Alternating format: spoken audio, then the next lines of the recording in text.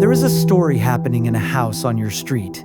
You see the family at church, at the grocery store, at school pickup. You see a portrait of a normal life. But often, the most dangerous stories are the ones we can't see. The ones that unfold in the quiet spaces, just below the surface. This is Peace Interrupted. Season 1, Sarah's story is brought to you by The Journey and the Process. You know, we talk a lot about the hard stuff, trauma, abuse, and the toll that it takes on your mind, body, and spirit. And we want you to know you don't have to walk that alone. The Journey and the Process is a trauma-specialized counseling center committed to helping individuals heal from deep wounds through clinically excellent, biblically grounded care. With offices in North Carolina and Texas, telehealth services across 5 states, and biblical counseling available globally, our team of highly trained Christian therapists and certified biblical counselors integrate faith and whole person, evidence-based practices to address trauma at its root. We believe that healing is possible because Jesus still sets the captives free. If you're ready to take that next step toward peace, visit www.thejourneyandtheprocess.com. Trauma doesn't have to eat your lunch forever. There is hope, and we are here to help you find it. Hello, friends. Welcome back to Peace Interrupted. I'm really excited to jump into another interview. Our guest today is Joy Forrest. Joy is a dear friend of mine, and she is the founder and first executive director of Called to Peace Ministries. Joy is the author of Called to Peace, A Survivor's Guide to Finding Peace and Healing After Domestic Abuse, and the Called to Peace Workbook, which has just been redone, the scripture-based guide to healing after abuse and trauma. Joy has her degree in biblical counseling. She's been a dear friend of ours, a contributor to PeaceWorks for many, many years. And again, as I said, a dear friend and partner, Joy Forrest. Welcome to Peace Interrupted. Well, thank you, Chris. I don't think I like the sound of Peace Interrupted, being welcome to it, but So thank you for inviting me to your podcast. Yeah, we're excited to have you and to get some feedback. Anything I missed in the introduction? I don't think so. That pretty much sums it up. I have stepped back as executive director at Call to Peace Ministries and really doing a little more general ministry discipleship kind of things. And I love that because that's what we were doing at Call to Peace Ministries, because I truly believe that healing involves discipleship and it involves building your relationship with God. And so that's just the passion of my heart. It's since I went through abuse and got out of it with his help, I have known that he is the rock and he's the person that we build our lives on. And so that's always our goal at Call to Peace Ministries, is to help people be restored to God and then to know who they are because of knowing him. Yeah, fantastic. So from that perspective, both an advocacy perspective and a survivor perspective, what was your take on Sarah's story? We're going to be talking about some specific aspects of that, but I always like to ask my guests their overall opinion of Sarah's story and how we portrayed coercive control. I think you did a fantastic job in that the way that it is so hidden. I remember as a survivor, well, while I was still in it as a victim, I would tell my kids, let's don't tell anybody what happened here last night, and the confusion that comes with it, the confusion that this is a marriage problem and we just need to get the right counseling. I mean, I fell for that 12 different times and it never helped. It only got worse. It got progressively worse over time. And there were times in between where there was nothing happening. So it seemed okay to me. I didn't experience the same amount of isolation. But I've seen that with people who have experienced it to a greater degree. So it's like you say, if you've seen one case of domestic abuse, you've seen one case of domestic abuse because they're so different. But I love the line from her sister towards the end, like I was only seeing 1%. And that is what happens with domestic abuse. Everything else is hidden and it's so hard to understand. And that's why people miss it. People, helpers who really want to help, like the pastor, they miss it because so much of it stays hidden. And even the victim herself does not understand what's happening to her. That's an interesting piece when you say even the victim doesn't understand what's happening to her. How much of your role as an advocate would you say is education? That's a large percentage. I don't know exactly, but I know that first we do a whole lot of listening as advocates. The first meeting is just listening. It's like with our advocacy training, Dr. Deborah Wingfield likes to say, we listen 90% and speak 10%. And so we really are listening because even with the sister in this episode, her sister found out at the very end how bad it had actually been. And she had only seen little glimpses of what was going on behind closed doors up until that point. And so they have to process what they've been through. They need to be able to tell their story a little bit. And then I am in my mind as an advocate going through the tactics of abuse. I'm looking for patterns and tactics that are normally used. And usually, I used to at the very beginning or excuse me, at the very end of a first meeting, I would pull out a power and control wheel and show them the tactics. And sometimes they would just start crying, as I did when I finally saw one after 23 years of living with or being with an abusive person. And so um, that is so helpful for them to recognize what they've been through, because if they don't understand that it's abuse, they're going to still keep trying to find the wrong answers. They're still going to think that marriage counseling is what they need. And so the education is hugely important in my mind. That's interesting. I thought throughout the episode, and then I will dive into our questions, but I did think through the episode, even as I was listening back to it, the number of helpers that missed key warning signs, and how we as helpers or bystanders, even victims, obviously victims, we can carry a lot of guilt thinking we should have seen, but really the benefit of hindsight is seeing all of that picture painted after the fact, isn't it? Yeah, amen. I just remember I've started saying this at our trainings that we do with churches. I used to be so angry at the church for missing it. I kept thinking, why can't they see what's happening? And then one day I went, wait a minute, Joy, you lived with it for 23 years before you actually called it abuse. I remember standing before a judge trying to get a protective order. Um, and I said, Your Honor, this has not been an abusive relationship, because I imagined abuse was being pounded every single day. And for us, the physical incidents were very rare. I mean, over a course of the 23 years that we were together, I think I remember 5 or 6 physical incidents.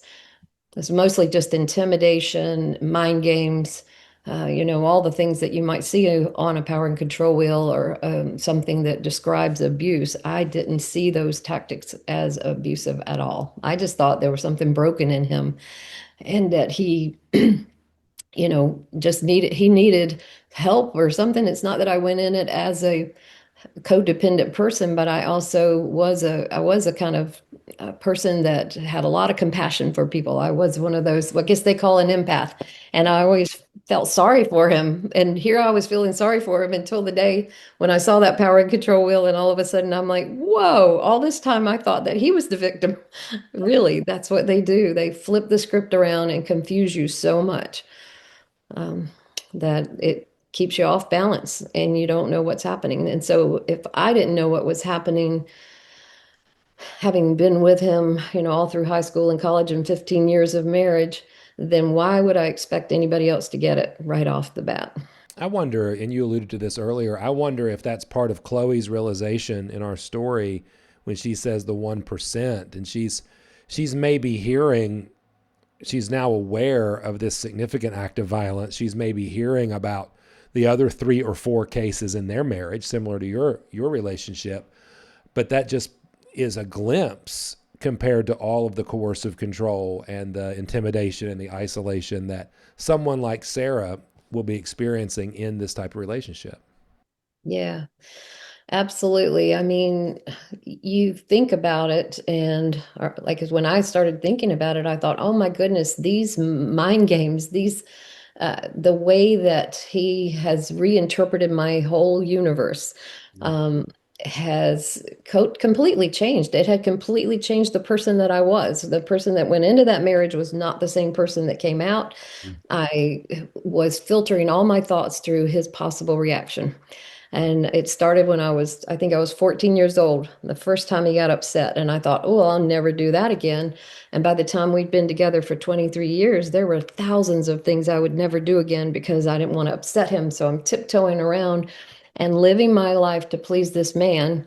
And you can't serve both God and mammon, and you can't serve both God and an abusive person. And so that's what the Lord finally really convicted me of, is like, Joy, this man has become your Lord, effectively. And so that really broke my heart and helped me to see that I couldn't keep staying there, but I was staying there thinking that I was doing the right thing, that I was being a good wife, being submissive, all the things that you're supposed to be. I was trying to please the Lord, and yet what I was doing was not loving to him, and it was not good for my children, or my children. So, it was something that was hugely damaging to everyone involved, and yet I thought that I was doing the right thing.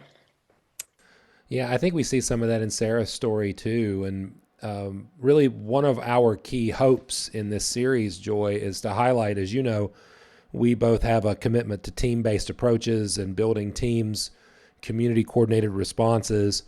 Our hope is to kind of reveal the need for team members to be trained, for us to recognize who can come alongside. And one of those key folks in this story that doesn't arrive until the end is the advocate. And of course, that's a role that you have filled for many years. But speaking as an advocate, can you help us understand a little bit, and maybe even the help that you received when you were in a situation from an advocate? What's the distinction between an advocate's role and, say, a therapist or a social worker? Well, an advocate, I think that first and foremost is someone that is supposed to help with safety, to be able to, first of all, I think, well, you have to identify patterns of abuse. So again, you start out by listening a whole lot, and you're identifying these patterns, these tactics that are so common I mean, these are patterns that I've seen with thousands of women that have come across my path over the last 27 years now. 28. And so I've seen these patterns, and once you see the patterns, then you can recognize what's truly happening. And so being able to recognize the pattern and then recognize the potential danger, even lethality. So I've known women whose husbands never laid a hand on them. For one was 11 years, and then he attempted to murder her and did murder her parents. Another one was 25 years, and her husband shot her, and she survived.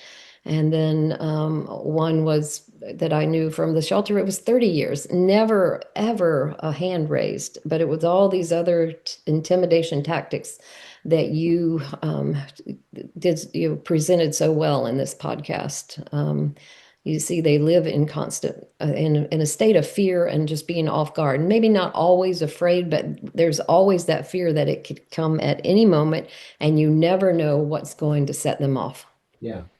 Yeah. So as an advocate is working then with a victim at this point, safety is your priority, and part of that is helping introduce her to even the danger sometimes?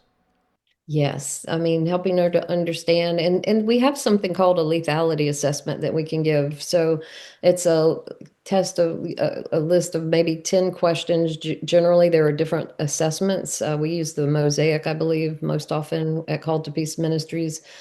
But basically, the higher the score, the greater the potential for this victim becoming a statistic and being a victim of homicide, domestic abuse homicide. So we never want to underplay the potential danger. It's something that we can say, oh, well, he's never hurt her before, but that doesn't mean a thing to me because of what I've seen over the years. And so we need to recognize and be able to assess for danger so that we can keep her safe. Now, in this particular situation, I'm not quite sure how Chloe could have. We also have to wait for the victim to come to us and say that she needs help. The only thing I was thinking as I was listening to the episode when her sister, she says, "What do I do?" She couldn't come up with any solutions. And I'm thinking as an advocate, well, maybe I could have come up with, I will meet you at lunchtime, at school when you're at work, if you make it to work, it's hard to tell, but there are there are very few things that you can do to help a victim before she's ready to be helped. Yeah, that's a good point. And oftentimes other helpers, even Pastor Dave, and as we talk with our pastor friends, we'll delve a little bit more into how pastors can be great middlemen between victims and advocates. But even counselors who are preparing to do a therapeutic response, or social workers who are looking at maybe even a civil response, advocates are thinking safety, prioritizing safety and safety planning. And there's a unique skill set and experience that comes with an advocate. I want to play a clip for you, if we can cue that up, Philip, from our episode where the advocate is introduced. She's introduced a little later in the episode, but this is, I believe, in the hospital. So the advocate at this point is probably a community-based advocate that had been contacted by local law enforcement. So if we could play that clip, and then we'll do some reactions to it. Our local shelters were at capacity, so we moved to Plan B. Sarah gave consent for her coworker, Maria, to take the children home from school. The immediate priority was keeping them with a known friendly face until her sister could arrive. I made the call to her sister, Chloe. Chloe? So at this point, the advocate's introduced to Sarah, and even in a matter of what seems like a short period of time, the advocate has assessed, obviously there's danger, but has assessed a need to care for the kids and has prioritized relationships and family members to come to the rescue, as it were, Joy. But I think the thing that I was so glad when we were working on the script to put this in, the shelters were full. As a former shelter worker, how often did you come up against this reality that the shelters were full, or I'll add some clarity, they were too far away, or they were inaccessible at that moment to a victim? The interesting thing is that when I first began this work, the shelters were not full, but now every time they're always full. I remember looking into it probably 6 or 7 years ago. And of course, I was living in the Raleigh, North Carolina area, and that was an area that was growing in population. But, they were saying even, I think what I was trying to work on a grant. So I was writing a grant proposal in maybe 2018, and the shelters were full 75% of the times, even back then. Nowadays, I think it's far more than 75%. I think it's close to 100% of the time. I'm not sure how anybody gets in, but I think they have they have vouchers for hotels and things like that they have basically expanded the way they do it. But even then, this is what gets me as an advocate. Maybe they will give her a week or two, and then she's got to figure it out. And if she has nowhere to go, she doesn't have family to support her, guess what? She's going to end up going back because she doesn't have any other options. And, if there's no one around to support and help with housing. And so that's where I believe, as a Christian advocate, that the church can come in, could become very helpful. And I've seen in situations where if the husband, if there's not a high lethality index, then it's possible. And I've actually done this in 2 cases in a church that I was involved in, where we had the abusive person leave the house so that the woman and the children could stay with the kids. And so that's a whole lot easier to find a place for a single man to go than a woman and 3 or 4 children. So I think in Sarah's story, obviously, it is indicative of some people's story. That's the thing about using a composite narrative, is that this is a reality for some people. But for Sarah, let's be honest, it was an ideal situation for safety to have family members 4 hours away, right, who could drive, get the kids, take her back 4 hours away. That's pretty idyllic, but that's really not everyone's story. So, to your point, an advocate serves a valuable role of processing that information where a counselor, a pastor, even law enforcement, that may not be their first priority, which is to think through resources. So, could you talk to us just briefly about resourcing and safety planning from an advocate's perspective and why that's so essential to this work? Yeah, I think that as you're talking to them, if they come to you initially before there's a crisis like what happened with Sarah, then you want to kind of find out what kind of support system that they have available, family and so forth. But, we tell people it's not necessarily safe to go to be with your family because it could endanger them if the abusive person is very dangerous. So you've got to even assess that potential because one of the homicide I talked about, a friend of ours, LaTanya, she was shot and left for dead. Her parents were killed because she went to their house and he knew where they lived. So that's not always the safest option. But yes, being able to help her figure out what are her where she can go for help, how to get out, to make a safety plan. And she had a go bag already in her closet and got in trouble for it. So those kinds of things, you have to think through everything. And these days with technology, you even have to think through, is he tracking her through her cell phone, or does he have something on her car? There are just so many things. I mean, I know that we don't have time to go into all the things that you should really consider, but we do have advocates at Call to Peace Ministries who walk alongside victims, and we work through all of those things because it is so complicated. And even, one of my first thoughts when she was leaving with her parents, and I'm thinking she better go ahead and file for custody because if he gets there first, then she's going to have to come back to the state that he's in and stay in the same area. So, you have to think about all sorts of things, all sorts of potential things that can go wrong, and ways to keep them safe. And then understanding too that most of the time these folks have so much trauma, they're not going to be real functional. So even the scene with the police, where they called the police and the police were going to threaten to arrest both of them. I've seen that so many times. And even in my situation where I called the police, I'm a basket case when the police show up. And he's going, well, I don't know why she's so upset, officer. And he just can turn it on and off. And most victims are not going to present that way. So you've got to help them learn how to present in a way so that they don't end up, being blamed for what's happened to them. I'm really looking forward to our law enforcement officer conversations, even though we have a brief scene and highlighting predominant aggressor. I'm looking forward to that conversation as well because it really is a matter of training and enforcement. And I've seen well-trained police officers and I've seen poorly trained police officers and end up in the exact situation that you're talking about. Hey, speaking of some of the legalities of it, and you had mentioned it earlier, I want to cover something real quick before we pivot to kind of maybe some post-event care or some other layers of care. You talked about a lethality assessment. You mentioned the Mosaic, which we highly recommend. You also, as you were mentioning it, I was thinking about the way we try to train our pastors and people we work with on lethality and dangerousness. If you can, and I'm happy to popcorn it with you, can you talk us through maybe some of the signs of dangerousness and lethality, even in Sarah's story?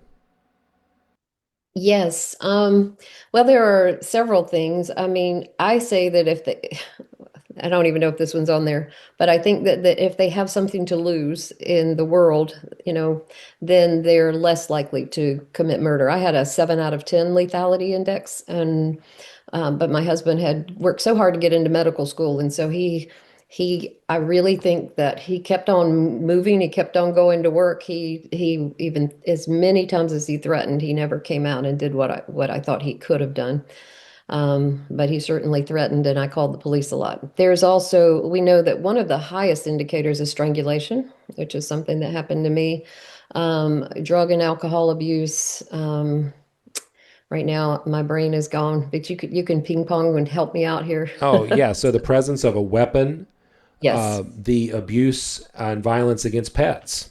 Yes, And yes. then I would say the only ones that are really high on my list, Joy, after that are threats of homicide and threats of suicide. Yeah, I had all of those.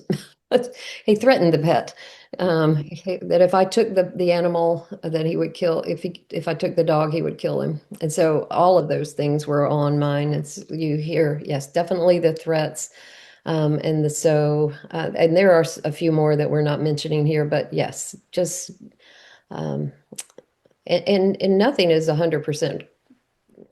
A lot of times maybe they won't even admit to everything that's happening, because I did that a lot too. I often denied things that were happening. So people might have missed the danger because I wasn't going to tell everything that was happening. I was too embarrassed or trying to protect his reputation, especially in the beginning.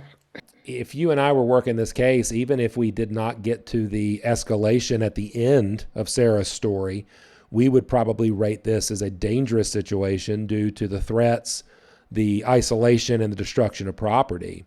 But once you pivot into that hospital room, we have a large scale risk of lethality following the strangulation. So, definitely something for our listeners and viewers to keep in mind as you partner with advocates.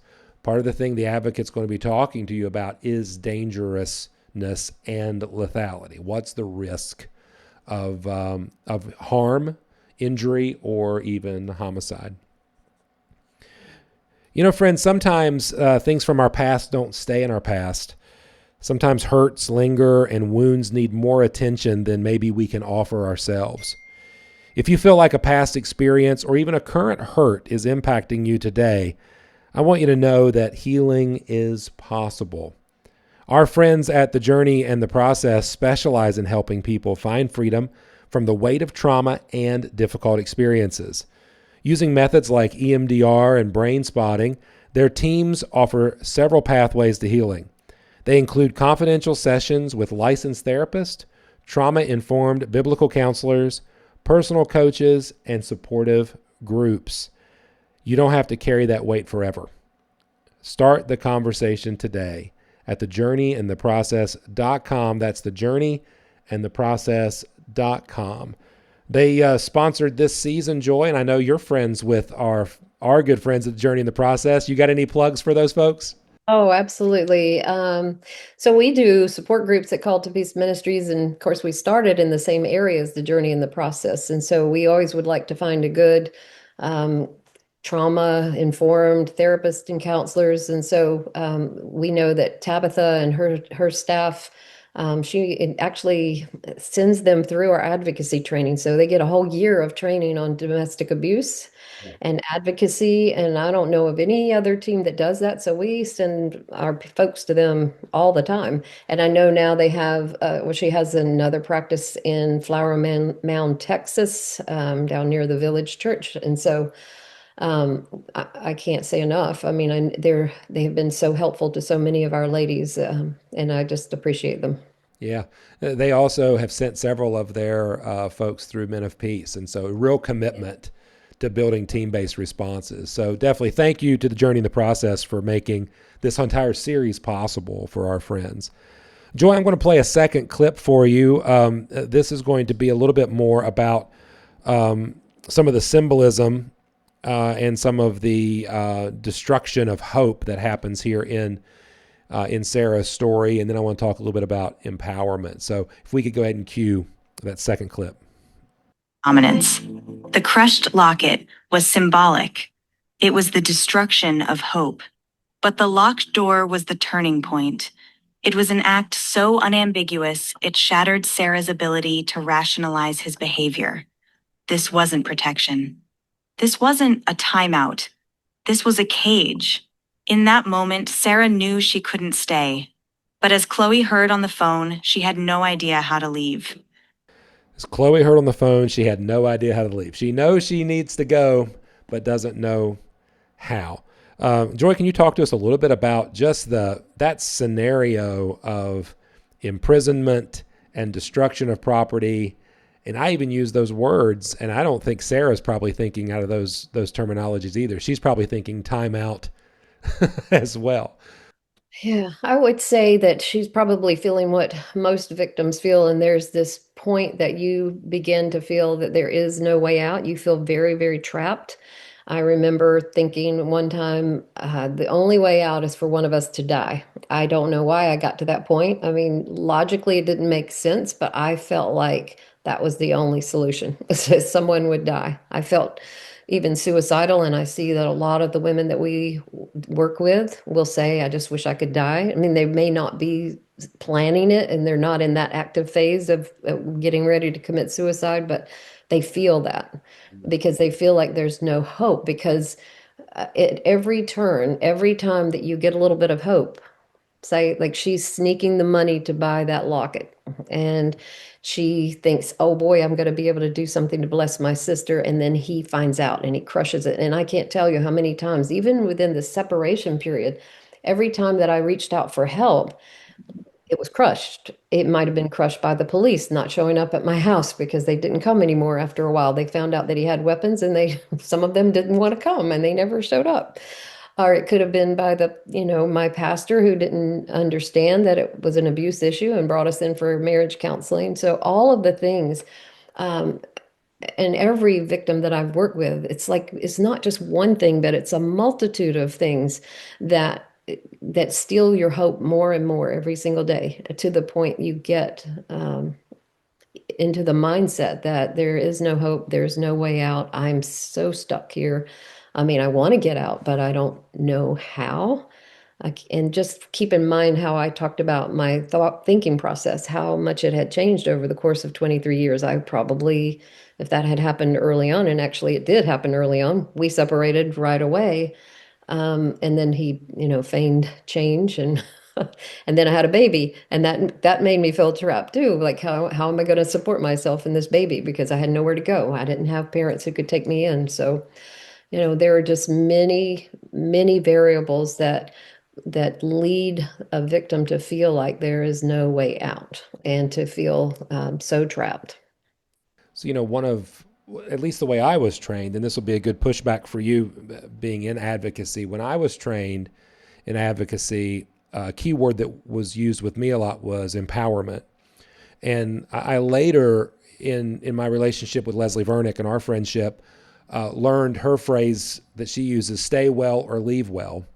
Why is it so important when we're working with someone like Sarah to avoid kind of going into rescue mode, but instead empower her to make choices, to find autonomy and agency? Well, for one thing, she's been told what to do for the last however many years. For me, it was 23.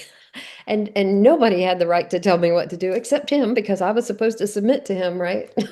And so I was really upset anytime anybody tried to tell me to do anything that was against what he said. But the main reason we don't want to do it is because we want her to learn to make her own decisions. We want to restore her agency.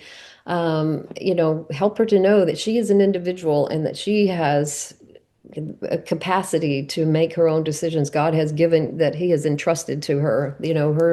Her will is, should be her own, not forced by someone else. And I even love what you say, because for me, I was doing it in the name of submission. And you say submission, once it's forced, is no longer submission, it's subjugation. And it certainly is. Yeah. I was working a case recently, in the recent years, and the victim in our case just needed to make decisions, and they were hard. And she just would say emotionally, this is too much, this is overwhelming. And I would say, absolutely, but you have not been overwhelmed. It is overwhelming, but your story is not done. It's, and every decision she would make, we as a team would have the opportunity to say, and like really praise her and be like, look at this, you did it. And if you can do this, then you can take the next best step. And then we were able to give her the resources for that next best step. Yeah, and what we help them explore their options, I actually have had people, writing down pros and cons for leaving because they don't want to leave. And I always tell them when they decide to leave, like here, choose your hard, because it's going to be hard if you stay and it's going to be hard if you leave. But and a lot of them just want to save the marriage like me. I wanted my marriage to be saved, and I will say to them, I've seen that happen. I've seen marriages saved, but most of the time it happens after a separation, and and the abusive, your husband will get the right kind of help and so forth. And so just, educating them on what the options are and which might have the better potential, but it's still her choice. It's her decision. We want to give them information, and then they get to decide which hard they're going to choose. I love that. And I think that's something that for our listeners and our viewers at home, Joy, that seems to be a big barrier, especially for believers. We want to help so desperately that sometimes we forget that they already have a Savior. His name's Jesus. They already have a rescue plan. It's redemption. And yes, we can help, and sometimes we have to make decisions to act for someone's safety and if they're immediate harm. But usually advocacy requires, here's a series of choices, and all of those choices have negatives. So to your point, choose which hard you're willing to do next. And I think if we can develop that spirit of empowerment and agency, we'll mirror the gospel really well, because isn't that what God invites us to, which is into freedom? Yes, he does. And you know what? It's been really frustrating for me. I mean, a lot of times victims won't tell their family what's going on because the last time they told them, you're getting out and you're going to, or even friends, if you don't do this, then I'm not going to help you anymore. And so you've got somebody whose mind needs to be renewed, and they are still it's stuck in some really toxic kind of thinking. So you're going to have to just be there for them and say, whatever you decide, I'm here. I love you, and if that's what you want to do, then we will support that decision. And we know it's not going to work out, right? If they decide to stay in something toxic, then we say, I'm here for you whenever. Because if you're not there, then that makes them even more stuck the next time they try to get out. Yeah, so we can't be offended when someone doesn't take our direct advice. We remain patient, which is Paul's instructions in 1 Thessalonians chapter 5. All of care is wrapped in this: be patient with everyone. So as we admonish, as we warn, and as we protect, we remain patient. Joy, if there's a survivor or a victim listening or watching along today, is there a word of encouragement you can give them for finding advocacy and connecting to an advocate? Well, of course, Called to Peace Ministries, we provide these services, and it's faith-based advocacy. I was really not going to go to the world for answers. Somebody told me I should get up to that domestic violence shelter an hour away, and I thought, there's no way I'm going to the world for answers. I found out since that the good advocacy, they will not tell you what to do, but I thought they were going to tell me to get a divorce and all the things. So, but we have faith-based advocacy services that are online. We are international now. We've served women in all 50 states and almost 30 countries. And so our goal is to be able to equip people when they come to us and give them the resources and the knowledge that they need. If you come to us, we're not going to say, "Hey, go get a divorce." If your goal is to save your marriage, you can come to us. We will work with you, and we'll talk about the best way that might happen. But we really want to save you, like, because Jesus really honors you above your marriage. I got to the point I believed he cared more about my marriage than me. And so untangling those kind of beliefs and knowing that, you can't make somebody else's decisions for them. You can't make a person change. But you can follow the Lord. And when as you begin to put him first, and repair your relationship with him. And we've lived with abuse a lot of times. We've come to see God as harsh and strict, like our abuser. And so finding God's heart again, there is hope with him. There is hope for you, and he cares more for you than you probably realize at this particular moment in your life, because you've not been treated with love and care and kindness. But the Lord is kind, and he wants to rescue you. So come to him, and the all who come to him, he will in no wise cast out. I'll give you the old King James version. He's not going to reject you. He's not going um, to turn you away. He will embrace you.